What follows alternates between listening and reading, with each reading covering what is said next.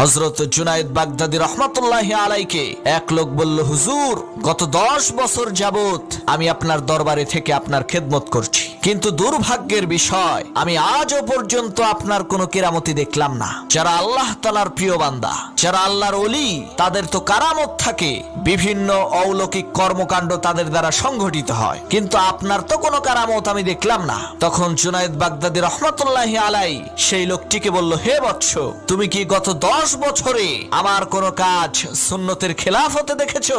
সেই লোক বলল, না, তা তো দেখি নাই। তখন জুনায়েদ বাগদাদী রহমাতুল্লাহি আলাই বললেন, এর চাইতে বড় কারামত আর কি দেখতে চাও, যে একজন লোক 10 বছরের মধ্যে একটা কাজও নবীজির সুন্নতের পরিপন্থী করেনি। সুবহানাল্লাহ, কত বড় আল্লাহর ওলি, 10 বছরে একটা সুন্নত তার বাদ যায়নি। আহারে, আর আমরা প্রতিনিয়ত প্রত্যেক দিন নবীজির শত শত সুন্নতকে জবাই করছি। আল্লাহ আমাদেরকে